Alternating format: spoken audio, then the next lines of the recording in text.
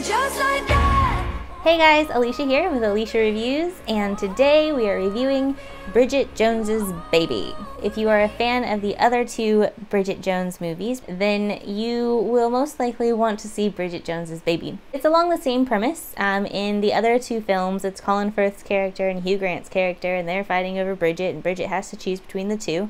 In this film, we've introduced McDreamy, Patrick Dempsey. So Patrick Dempsey plays Jack. Not this Jack, a different Jack. And of course, Colin Firth plays Mr. Darcy, Mark Darcy. At the end of the last film, we know that Mr. Darcy and Bridget were together in the end, and of course things went wrong because it's Bridget, and Bridget cannot live happily ever after.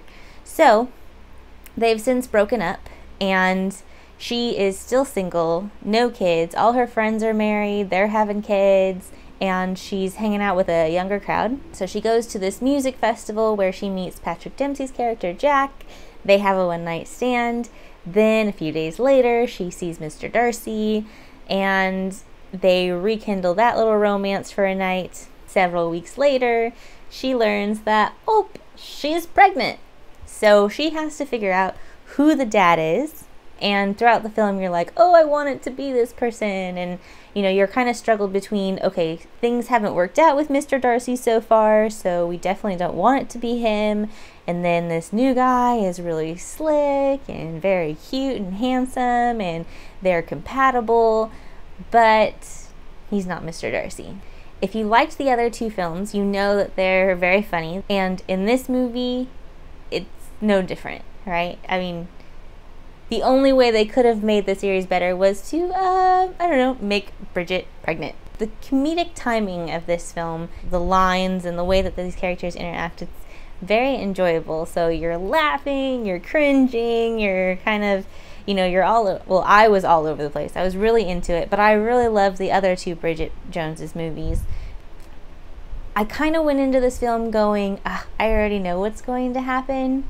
But there are still some really surprising moments and keep you intrigued that weren't shown in the previews. So I know there was a lot of controversy a few years ago whenever Renee Zellweger had her plastic surgery done, and I was really worried as a Bridget Jones fan that she wouldn't look like Bridget anymore. But they actually played it off really well, as in her just losing weight and then getting older. But one thing that just, it irked me so bad is that in every scene, all I wanted to do was put some dang chapstick on the girl. Like, her lips are chapped throughout the entire movie.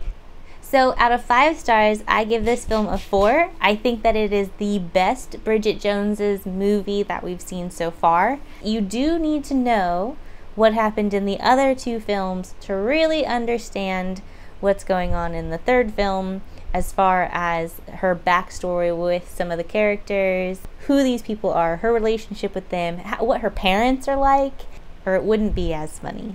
But if you're looking for something that's gonna make you laugh, that is relatable, then this is definitely one that you wanna check out. On the other hand, if you're looking for something cinematic, but it's not cinematic, it's not something that this movie's going to go down in history as one of the best movies. I mean, the jokes that are played out in this movie have been played out in other movies before. There are really good parts that are surprising, but if you're not a big Bridget Jones fan, then I might recommend just waiting until it comes out on a cheaper platform to go see it. But if you love Bridget Jones, then I definitely think that you'll love this movie.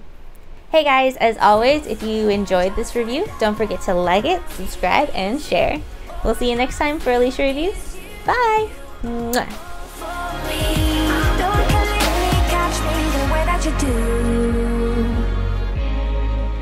Still falling for you.